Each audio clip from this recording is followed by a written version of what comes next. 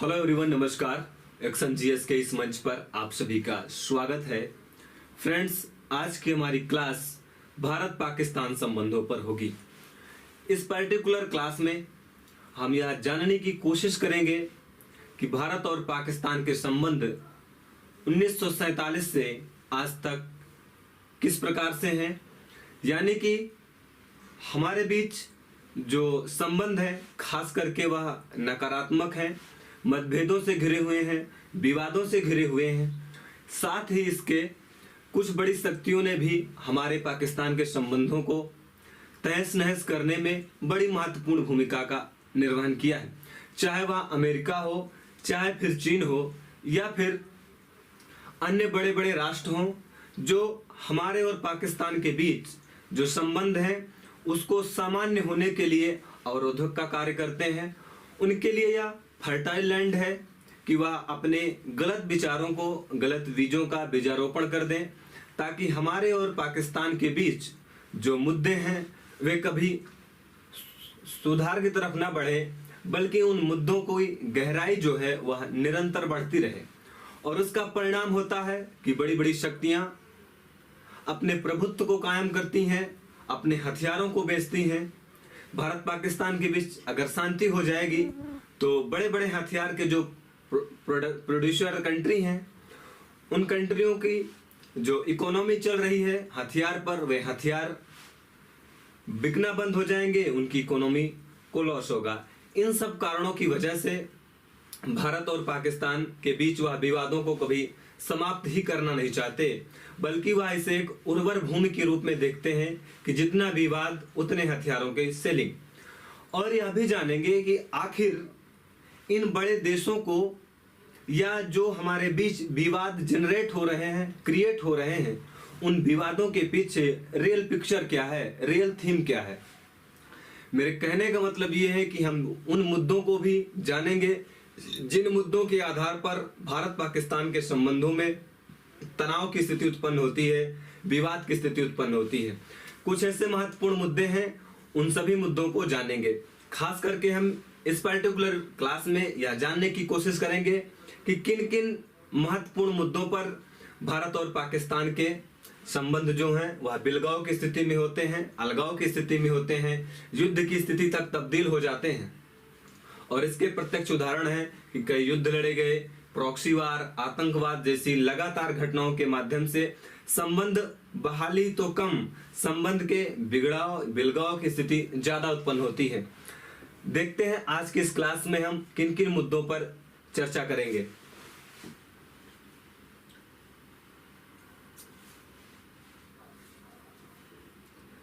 आज की हमारी क्लास इन मुद्दों पर होगी, यानी कि एक पृष्ठभूमि को जानेंगे भारत पाकिस्तान के संबंध की, उसके बाद तनाव के कारण एवं मुद्दों की पड़ताल करेंगे।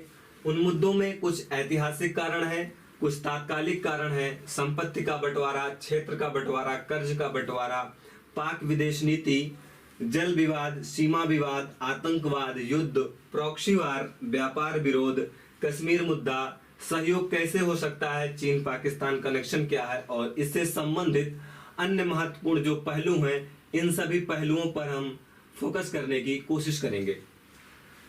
इन मुद्दों को जानने से पहले हमें यह अच्छे से समझ होनी चाहिए कि भारत पाकिस्तान कोई अलग अलग देश नहीं थे, बल्कि अंग्रेजों की कुछ कुत्सित नीतियों, नकारात्मक नीतियों के बीजारोपण से कालांतर में स्थितियां इतनी बिगड़ी कि वे लोग जो एक साथ रहकर स्वतंत्रता आंदोलन की लड़ाई लड़ रहे थे,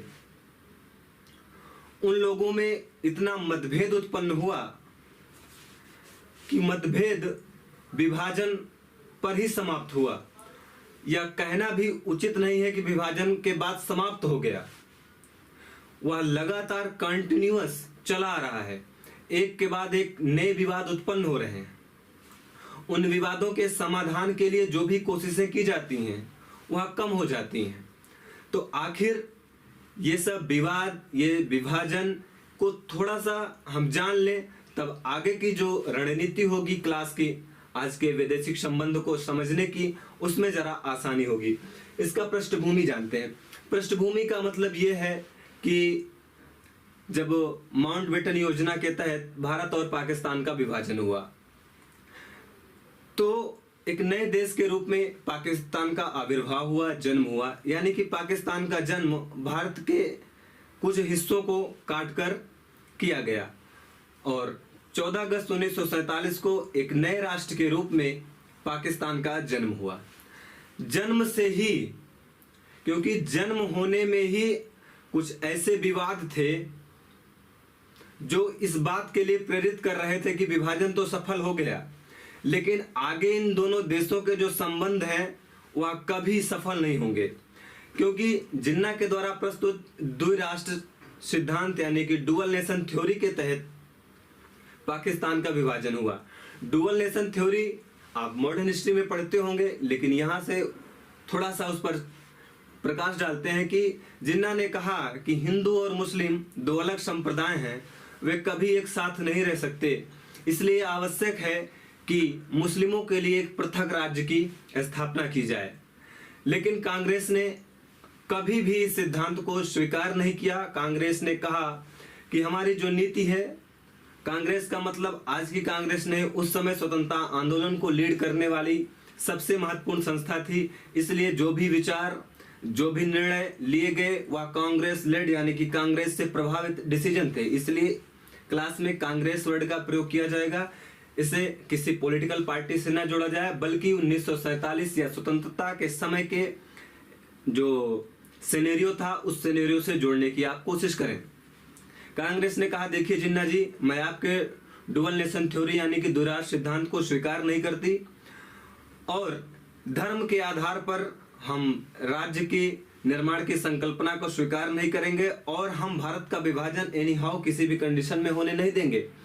लेकिन जिन्ना के द्वारा कुछ ऐसे कृत्य किए गए कि लोगों को यह कहना पड़ा कि अगर भारत का विभाजन नहीं हुआ तो भारत के हर दफ्तर में पाकिस्तान दिखाई पड़ेगा, इसलिए आवश्यक है कि पाकिस्तान का विभाजन हो जाए। भारत के लोगों ने भी विभाजन को स्वीकार करना उचित समझा, क्योंकि उस समय ऐसी परिस्थितियां जन्म ले चुकी थी कि एक और एकमात्र उपाय दिख रहा था कि किसी प्रकार से पाकिस्तान का विभाजन हो जाए और दोनों देशों को स्वतंत्रता मिल जाए। उसके पीछे कई कारण थे। पहला कारण यह हो सकता है कि इतने दंगे हो रहे थे, जिन्ना ने डायरेक्ट एक्शन डे की घोषणा कर दी यानी कि प्रत्यक्ष कार्यवाही दिवस की घोषणा कर दी और उन्होंने कहा कि जब तक मार काट हम करते रहेंगे, जब तक कि हमें स्वतंत्रता न मिल जाए, और स्वतंत्रता उनको पता था कि अंग्रेजों से मिलने वाली है, वो भारत से स्वतंत्रता चाहते थे। और भारत की स्वतंत्रता का मतलब यह था कि एक नए राज्य का जन्म हो जिसे वह पाकिस्तान कहते हैं। तो अंततोगत्वा विभिन्न दुष्परिणामों के बाद न चाहते हुए भी लोगों को एक्सेप्ट करना पड़ा और उन्होंने एक नए राष्ट्र के रूप में पाकिस्तान का अपने भारत के लैंड का विभाजन करके उन्हें प्रदान कर दिया। देखिए जरा मैप में,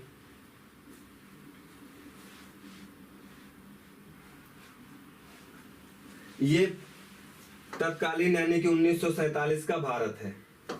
आप इसमें देख रहे हैं कि ये जो हरा वाला क्षेत्र है, इस क्षेत्र को भारत की मेनलैंड से निकालकर, यानी कि मेनलैंड का मतलब एक सीमा का निर्धारण हुआ रेड क्लिफ के द्वारा, इस भूभाग को यानी कि यह मुस्लिम बहुल जगह थी और इसके साथ ही ये भूभाग यानी कि जो आज का बांग्लादेश है, उस समय यह ईस्ट पाकिस्तान था और ये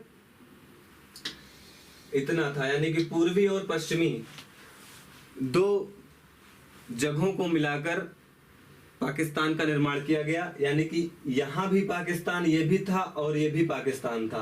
भूभाग भले ही अलग अलग है लेकिन तत्कालीन समय में यह पाकिस्तान के हिस्से में ही था। लेकिन जो यह ईस्ट पाकिस्तान है 1971 में पाकिस्तान से अलग हो गया और एक नए राज्य के रूप में इसका अभ्युदय हो गया। तो इस जगह से भारत के इन जगहों को काट दिया गया और काट करके एक नए राज्य का निर्माण कर दिया। ये तो निर्माण की प्रक्रिया थी। अब देखते हैं कि किन मुद्दों के कारण, किन कारणों की वजह से भारत और पाकिस्तान के बीच जो विवाद की जड़ें हैं वह लगातार बढ़ रही हैं, पनप रही हैं। तो पृष्ठभूमि को हमने जान लिया। अब जानते हैं ऐतिहासिक स्थिति को भी जान लिया कि विभाजन क्यों हुआ, पृष्ठभूमि को भी जान लिए। तात्कालिक कारण भारत और पाकिस्तान के बीच ये हुए कि जो संपत्ति थी, कर्ज था और उसके साथ ही क्षेत्र के बंटवारे को लेकर विवाद उत्पन्न हुआ। और कमोबेश संपत्ति के बंटवारे और कर्ज के बंटवारे को तो किसी प्रकार से टैकल कर लिया गया, समाप्त कर दिया गया, लेकिन ये जो क्षेत्रफल का बंटवारा था, यह मुद्दा उस समय से लेकर आज तक भी समाधान नहीं हुआ। और इस मुद्दे में बड़ी बड़ी संस्थाओं यानी कि यूएन जैसी संस्था ने भी अपना योगदान दिया, पार्टिसिपेट किया, लेकिन आज तक इसका समाधान नहीं हो सका। संपत्ति के बंटवारे में दो चीज थे। पहली स्थिति ये थी, या पहला बिंदु यह था कि चूंकि उस समय योजना बनाई गई या मैंडेट दिया गया लोगों को कि जिन लोगों को पाकिस्तान में रहना है वह पाकिस्तान में रह सकते हैं, जिन लोगों को भारत में रहना है भारत में रह सकते हैं। और यह भी छूट दी गई कि जो अभी पाकिस्तान के क्षेत्र में रह रहे हैं वह चाहे तो भारत आ सकते हैं, और भारत में जो लोग रह रहे हैं वह चाहे तो पाकिस्तान जा सकते हैं। तो लोगों का आवागमन शुरू हुआ, लेकिन लोग स्वयं आ सकते हैं, जो लाने लायक सामान है, उनकी संपत्ति हो, उसी को ला सकते हैं। वे अपने घरों को नहीं लेकर आ सकते थे, वे अपनी लैंड को लेकर नहीं आ सकते थे। तो ये सबसे बड़ा मुद्दा हो गया कि जो विस्थापित हो रहे हैं लोग या एक स्थान से दूसरे स्थान पर शिफ्ट हो रहे हैं लोग, इनकी संपत्ति का मामला कैसे सुलझाया जाएगा। कि पाकिस्तान से भारत में लोग आ गए, तो लोग आ गए, जो सामान वो ला सकते थे वो ला ले, लैंड कैसे लाएंगे, अपने घर को कैसे लाएंगे, और संपत्ति नहीं लाएंगे, घर नहीं लाएंगे, जमीन नहीं लाएंगे, तो रहेंगे कैसे। और घर को, लैंड को तो उठा के शिफ्ट किया नहीं जा सकता। तो ये मुद्दा उठा। तो दोनों देश की सरकारों ने कहा चलिए कि हम पुनर्वास के लिए प्रयास करेंगे, और मामला पुनर्वास तो हो नहीं पाया। भारत ने तो एक ट्रांसपेरेंसी रूप से जो पाकिस्तान से लोग आए उनके लिए आवास और लैंड की सुविधा मुहैया करा दी, लेकिन पाकिस्तान ने ऐसा नहीं किया, न किया है, न करेगा, उसकी तो स्थिति है। दूसरा, संपत्ति के बंटवारे का लेकर क्या हुआ। दूसरा कारण इसमें यह हुआ कि आज आप देखते हैं कि हमारे पास संचित निधि है, आकस्मिक निधि है, संविधान में आप पढ़ते हैं। तो उस समय भी जब इंग्लैंड ने भारत को छोड़ा तो इंग्लैंड के पास जो धन था भारत का, क्योंकि सरकार इंग्लैंड की थी तो यही कहना पड़ेगा इंग्लैंड का धन, लेकिन था तो भारत का ही। तो उस धन के बारे में विवाद हो गया कि जो संचित निधि में आरबीआई के पास जो पैसे जमा हैं, नियम तो यही है कि अगर देश का बंटवारा हुआ तो फंड का भी बंटवारा हो जाए। तो इसके लिए भी विवाद शुरू हो गया, और विवाद हुआ, लेकिन उसके बाद कहा गया चलिए जो शेयर बनता है पाकिस्तान का उसको दे दिया जाएगा। लेकिन पाकिस्तान ने जम्मू कश्मीर में आक्रमण कर दिया, अभी आगे बताएंगे। तो जवाहरलाल नेहरू और सरदार पटेल जी नाराज हो गए, बोले इसको पैसा दूंगा तो इससे हथियार खरीदेगा, इसके पास पैसा नहीं है, तब तो सेना भेज ही दे रहा है, कबीलाई लोगों को भेज ही रहा है आक्रमण करने के लिए, इसको पैसा दे देंगे तो और परेशान हमको करेगा। नेहरू जी ने और पटेल जी ने कहा नहीं दूंगा पैसा। गांधी जी अनशन पर बैठ गए कि पैसा दीजिए। देखिए, गांधी जी को यहाँ इस आधार पर ब्लेम करना उचित नहीं है कि गांधी जी भारत में थे लेकिन पाकिस्तान को पैसा देने के लिए अनशन पर बैठ गए। गांधी जी एक विजनरी पर्सन थे, उनके विजन को 1 2 लाइन 4 लाइन में नहीं समझा जा सकता। उनका जो वे था वो पॉजिटिव था। उन्होंने सोचा कि जब लैंड दे दिए, अपनी मातृभूमि के टुकड़े कर दिए, तो इन कागज के नोटों का क्या महत्व है, इसको भी दे देते हैं। अंततोगत्वा गांधी जी ने इंटरफेयर किया और नेहरू जी मान गए, चलिए दे देते हैं। खैर, सरदार पटेल जी अंत समय तक नहीं माने, वो सख्त रूप से बोल दिए कि पैसा नहीं दिया जाएगा। लेकिन नेहरू जी प्रधानमंत्री थे और प्रधानमंत्री को सबकी बातें सुननी पड़ती है, प्रधानमंत्री बहुत रिजिड होकर कार्य नहीं कर सकता। नेहरू जी ने अंततोगत्वा जो उसका शेयर बनता था उस शेयर को उन्होंने दे दिया। फिर अगला मुद्दा जो था वो कर्ज के बंटवारे को लेकर था।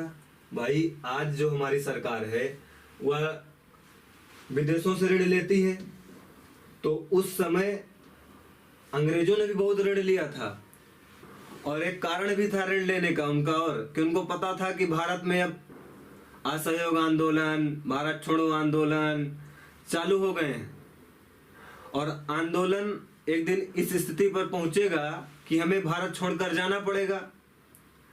क्योंकि ब्रिटिश का शासन करना एक उद्देश्य था औपनिवेशिक देशों पर, लेकिन दूसरा और सबसे महत्वपूर्ण उद्देश्य ये था कि उन्हें अधिक से अधिक पैसे कमाने थे। तो उन्होंने ऋण ले रखा था। उनको पता था कि भाई जब हम जाएंगे तो लोगों से कह देंगे कि हमारा पैसा दो, इतना पैसा हमने ऋण लिया है, ऋण लेकर आपके देश का विकास किया है। उनको पता था कि ऋण नहीं देंगे तो हम कह देंगे आपको स्वतंत्रता नहीं देंगे, तो स्वतंत्रता के बदले वो हमारा ऋण तो चुका ही देंगे। तो भाई उन्होंने कहा, अंग्रेजों ने, कि भाई जो कर्ज हमने लिया है अब उस कर्ज को आपको ही देना पड़ेगा। और ज्यादा जो कर्ज था वो ब्रिटेन का ही था। तो इसमें भी सहमति बनी कि भाई पाकिस्तान का जो शेयर आता है पाकिस्तान दे, हिंदुस्तान का जो शेयर आता है वह हिंदुस्तान दे। हिंदुस्तान तो देने के लिए राजी हो गया, पाकिस्तान ने कहा हमारे पास तो कुछ नहीं है, क्योंकि हमने सारा पैसा तो युद्ध में खर्चा कर दिया, प्रत्यक्ष कार्यवाही दिवस में खत्म कर दिया, हथियार खरीदने में खत्म कर दिया, पैसा कहां से दूं। उसने कहा चलो धीरे धीरे हम दे देंगे, लेकिन कभी दिया ही नहीं। तो ये तात्कालिक मुद्दे थे। अब जो हमारे और पाकिस्तान के बीच संबंध को खराब होने के लिए महत्वपूर्ण चीजें हैं, उसमें पाकिस्तान की विदेश नीति सबसे महत्वपूर्ण है। क्योंकि भारत के विरुद्ध जो पाकिस्तान की विदेश नीति है वह यह चाहती है कि किसी भी प्रकार से भारत को आगे न बढ़ना दिया जाए, क्योंकि उसे यह लगता है कि अगर भारत आगे बढ़ गया तो कभी भी हमें ऑक्युपाइड कर लेगा, हमें अधिग्रहित कर लेगा। और हम किसी भी स्थिति में यह नहीं चाहते कि भारत हमसे आगे रहे, क्योंकि वह कहता है कि पाकिस्तान, देखिए कितना बड़ा वर्ड है पाकिस्तान, कहता है नाम हमारा बड़ा है और भारत 3 ही अक्षरों से बन गया है। कहता है जिस प्रकार से पाकिस्तान इतना बड़ा वर्ड है और भारत 3 ही वर्डों से मिलकर बना है, उसी तरीके से हर क्षेत्र में पाकिस्तान भारत से बड़ा होना चाहिए। अब ये उसकी कोरी कल्पना है। उसको ये नहीं पता है कि दक्षिण एशिया के कई देशों को मिला दिया जाए, स्वयं पाकिस्तान को मिला दिया जाए, तब भी भारत का भूभाग उससे बड़ा है, भारत की जनसंख्या उससे बड़ी है, भारत के पास विज्ञान और तकनीकी उससे ज्यादा है, और उसके साथ साथ भारत के पास जो नैतिकता सबसे बढ़कर है उसकी भी बराबरी पाकिस्तान कैसे करेगा। लेकिन पाकिस्तान की विदेश नीति का एक उद्देश्य है। दूसरा इसी से जुड़ा है अविश्वास। पाकिस्तान का भारत के प्रति बड़ा विश्वास है। वह किसी भी परिस्थिति में सोच ही नहीं पा रहा है कि भारत हमारे लिए हितकारी हो सकता है या भारत हमें नुकसान नहीं पहुंचाएगा। उसकी एक जेनेटिक प्रॉब्लम हो गई है। बल्कि हम लोग ऐसा नहीं चाहते। हम लोगों ने कहा जब हमने अपनी लैंड दे दिया तो तुम क्या रह गया, अपनी मातृभूमि को दे दिया आपको, अब हमारे पास क्या बचा देने के लिए। जो देना था सबसे बड़ा यही था कि हमने अपनी जमीन को दान कर दिया आपको। लेकिन पाकिस्तान कहता है नहीं, यानी कि अविश्वास उसके पॉलिसी में निरंतर रूप से बढ़ता है। फिर इसी में है कि वह बैलेंस ऑफ पावर करने की कोशिश करता है। बैलेंस ऑफ पावर मतलब शक्ति संतुलन। शक्ति संतुलन का मतलब यह है कि भारत के पास जितना धन है उतना धन पाकिस्तान के पास हो जाए, जितनी बड़ी जीडीपी है उतनी बड़ी जीडीपी हो जाए, जितने वेपन्स हैं उतने वेपन्स हो जाए।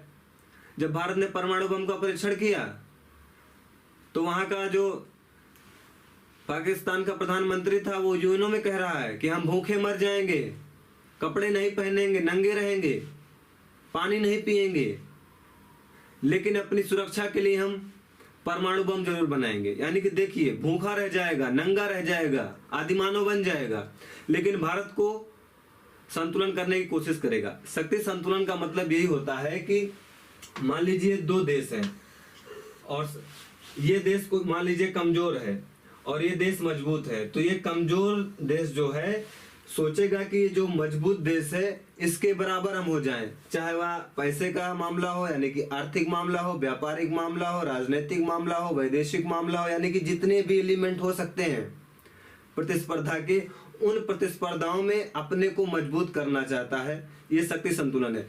शक्ति संतुलन बनाना हर राष्ट्र के लिए इंपॉर्टेंट है, लेकिन शक्ति संतुलन में ये नहीं है कि आगे वाला देश शांति से अपनी शक्ति को बढ़ा रहा है, तुम अपनी शक्ति को नहीं बढ़ा सकते हो, उसका पैर ही खींच लो। तो पाकिस्तान शक्ति संतुलन में भारत के पैर को खींचने की कोशिश करता है।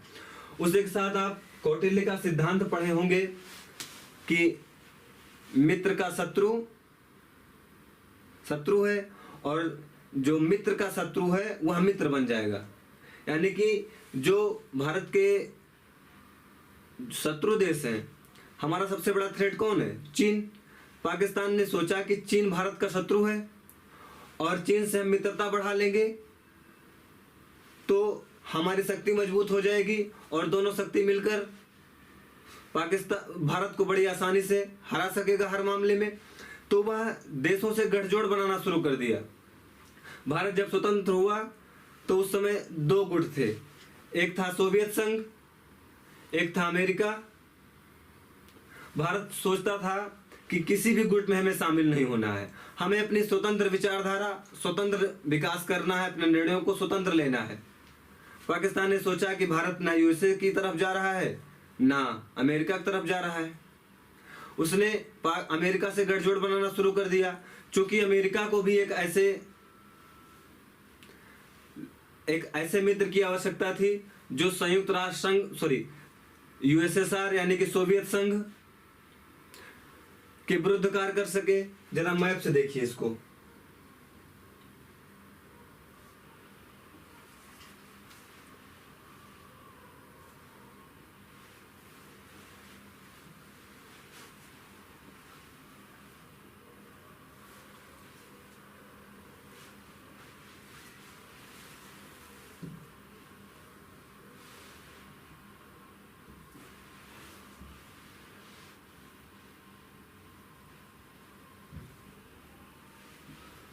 जरा इस मैप को देखिए।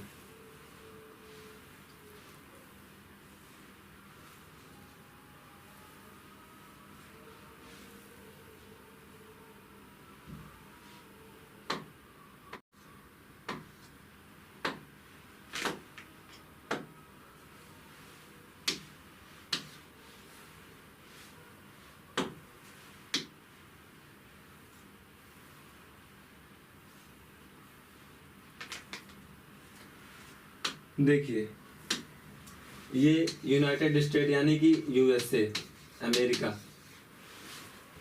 और ये जो आप देख रहे हैं ये सब क्षेत्र रूस वाला, चाइना को हटाकर, तो ये जो क्षेत्र था उस समय यहाँ पर रूस का प्रभुत्व था यानी कि सोवियत संघ का। 1991 के बाद सोवियत संघ को रूस कहा जाने लगा क्योंकि सोवियत संघ का विघटन हो गया। अमेरिका चाहता था कि सोवियत संघ पर कंट्रोल करने के लिए यहाँ पर कोई एक सैनिक अड्डा होना चाहिए। तो भारत तो सैनिक अड्डा बनाने के लिए तैयार नहीं था किसी भी देश कि उसके देश पर कोई सैनिक अड्डा बनाए। अब पाकिस्तान भारत की जो यानी कि एक तरीके से जो कार्य भारत नहीं कर सकता था पाकिस्तान उसी कार्यों को करता था। उसने अमेरिका से कहा कि आ जाइए हमारे यहाँ सैनिक अड्डा बना लीजिए। अब जब किसी देश का सैनिक अड्डा यहाँ बन गया है तो जाहिर सी बात है यह जो देश है इस देश की सहायता करेगा, और यह देश तो चाहता था कि हमारी कोई ऐसी सहायता करे ताकि हम भारत को परेशान कर सके।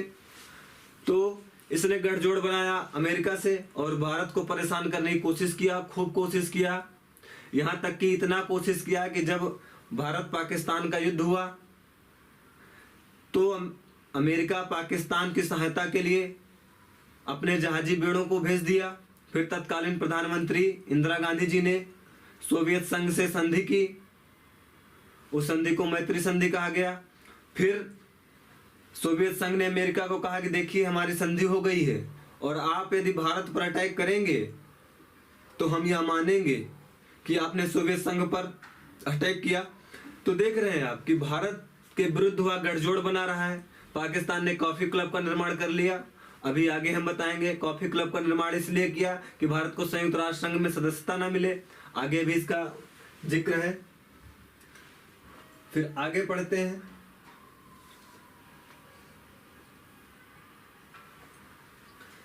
संस्थाओं में भारत का विरोध।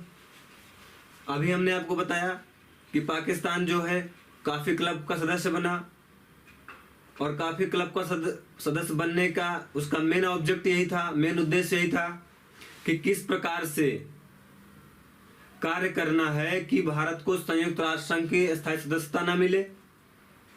तो आप देख रहे हैं कि भारत को तबाह करने के लिए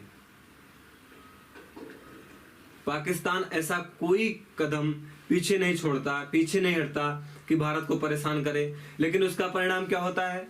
दोनों ही दोस्त भुगतते हैं। पाकिस्तान चाहकर भी भारत का कुछ नुकसान नहीं कर सकता है। भारत को सोचता है अस्थिर कर दूं, भारत का विकास रुक जाए, लेकिन भारत का विकास रुक नहीं रहा है।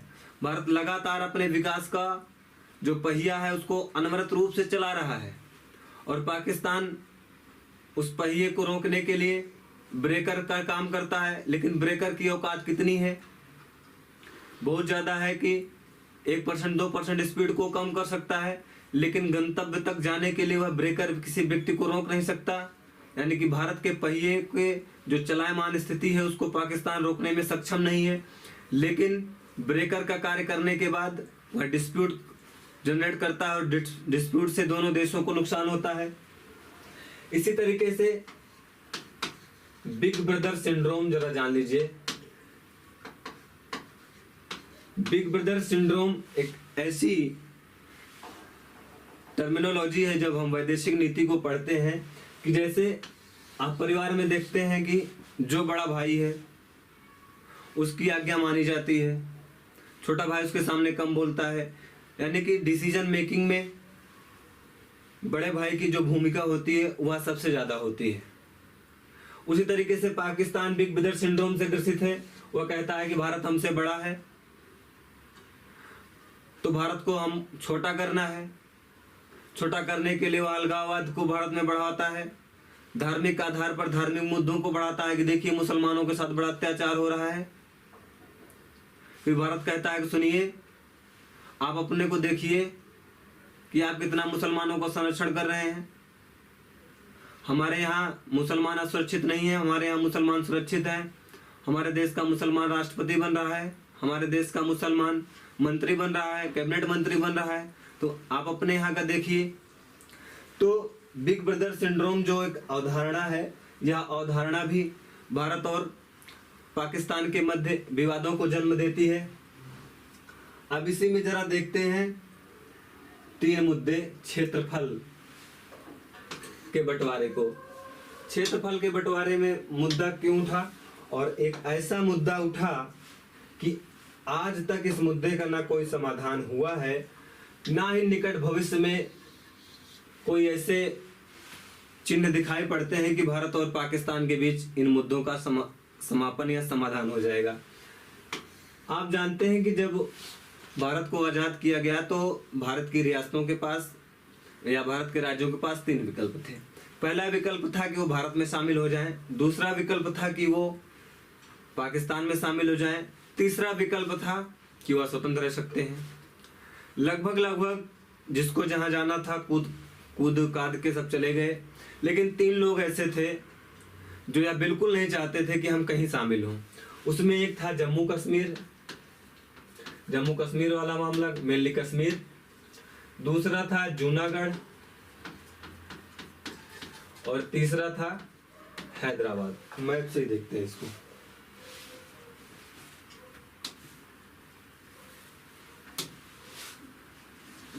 ये वाला पोर्शन, ये इधर जूनागढ़ इस जगह था और ये वाला मामला। ये 3 ऐसे मामले थे जो बहुत ज्यादा परेशानी किए। और 2 यानी कि जूनागढ़ को जनमत संग्रह करा लिया गया और जनमत संग्रह में यहाँ की जो जनता थी उसने मतदान किया कि हम भारत के साथ रहना चाहते हैं। ये भी मुद्दा समाधान हो गया। हैदराबाद का जो निजाम था वो बदमाशी ज्यादा कर रहा था। सरदार पटेल जी जीवित थे, ये ज्यादा बदमाशी किए, सेना भेज दिया, पुलिस भेज दिया, इनको मार पीटा, ये भाग गए, इसको भी मिला लिया। लेकिन ये कश्मीर वाला जो मामला था ना, बहुत परेशानी क्रिएट किया, क्योंकि यहाँ के जो राजा थे वो हरि सिंह थे, और हरि सिंह को पता था कि अगर हम किसी एक देश में शामिल हो जाते हैं तो हम जो राजा बने हुए हैं हम राजा बन नहीं पाएंगे, हमें संवैधानिक व्यवस्था के अंतर्गत आना पड़ेगा, और उन्हें संविधान पसंद नहीं था। तो इन्होंने कहा कि चलिए हम स्वतंत्र रहते हैं। अच्छा, आप इस मामले को देखिए, जूनागढ़ और हैदराबाद। पाकिस्तान ने सोचा कि हम कश्मीर को अगर नहीं अपने में मिलाते तो जिस प्रकार से जूनागढ़ में जनमत संग्रह करार लिया गया और उसे भारत में मिला लिया गया, और हैदराबाद को पुलिस कार्यवाही से मिला लिया गया, भारत इसको भी मिला लेगा।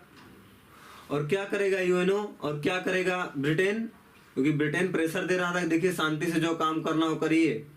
लेकिन अब पाकिस्तान ने सोचा 2-4-6 दिन ब्रिटेन कुछ बोलेगा, उसके बाद शांत पड़ जाएगा। तो उसने सोचा कि क्यों ना जैसे भारत ने हैदराबाद में पुलिस कार्यवाही करके हैदराबाद को अपने में मिला लिया है, हम भी कश्मीर को अपने में मिला ले पुलिस कार्यवाही करके।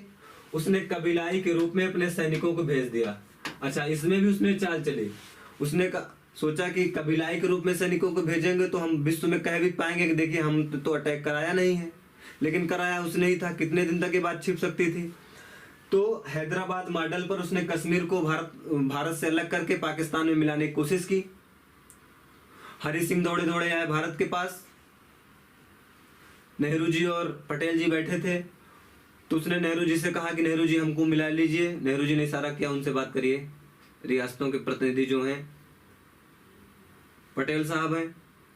लेकिन नेहरू जी की यहाँ भी चाल थी कि उनको पता था कि हम थोड़ा सा अपनी छवि को बचा के रखेंगे। एक प्रधानमंत्री की जो छवि होती है वो थोड़ा सा डिफरेंट होती है, उसको हर मामलों में एंगेज नहीं किया जा सकता, करता वही सब है, लेकिन ऐसा दिखाया नहीं जाता कि सब यही कर रहे हैं। तो पटेल जी ने कहा सुनिए, एक ही शर्त पर हम पाकिस्तान से आपकी रक्षा करेंगे कि आप विलय पत्र पर हस्ताक्षर कर दीजिए। और विलय पत्र आप मॉडर्न हिस्ट्री में पढ़े होंगे कि विलय पत्र एक प्रोविजन किया गया कि इस विलय पत्र पर, यानी कि इसमें जो शर्तें लिखी गई हैं, इन शर्तों के तहत आप किसी भी स्टेट में, स्टेट का मतलब पाकिस्तान या भारत में शामिल हो सकते हैं। और शामिल होने की जो शर्तें थी वही विलय पत्र कहलाया। तो पटेल जी ने कहा विलय पत्र पर साइन करो, नहीं जाके लड़ो। पटेल साहब को तो पता ही था इनकी औकात होती, तो डरे डरे हमारे पास आए, लड़ नहीं लेते। पटेल साहब ने यथार्थवाद का प्रयोग किया, रियलिस्टिक अप्रोच को अपनाया। हरि सिंह के पास कोई विकल्प नहीं था, और हरि सिंह इतना परेशान थे कि उन्होंने हस्ताक्षर किया, और हस्ताक्षर करके अपने असिस्टेंट को लेटर पकड़ाया और कहा कि ये लेटर अपने पास रखो, यदि कल तक भारत मदद के लिए कश्मीर नहीं जाता तो मुझे मेरे कमरे में आके गोली मार देना। अब मैं इस दुर्दांत स्थिति को नहीं देखना चाहता। यानी कि पाकिस्तान ने इतना कष्ट पहुंचाया हरि सिंह को कि हरि सिंह ने कहा कि अगर यह भारत में मिला नहीं कश्मीर तो हमें गोली मार दो, हम दुर्दशा को देखने के लिए जीवित नहीं रहेंगे। गांधी जी ने भी इसी प्रकार से कहा था भारत छोड़ो आंदोलन के समय से कि हे भारतीयों, या तो जिंदा रहो या मर जाओ, लेकिन जिंदा रह के अपनी दुर्दशा को मत देखो। हरि सिंह ने भी वही कह दिया कि जब अगर यह भारत का भाग नहीं होगा तो कल अगर ऐसा ना हो तो हमें मेरे कमरे में मेरे हथियार से, मेरे वेपन से, मेरी बंदूक से मुझे मार देना। यानी कितना आतुर थे वो कि कश्मीर भारत का अंग बन जाए। तो हमने यहां तक देख लिया क्षेत्रफल के बंटवारे से, और जम्मू कश्मीर का मुद्दा तत्कालीन समय में तो दिखा कि हल हो गया, लेकिन सबसे बड़ा मुद्दा यही रहा। और इसी मुद्दे के तहत ही जो विवाद है, विवाद को केंद्र में यही रहता है, सबसे बड़ा मुद्दा यही है जम्मू कश्मीर वाला।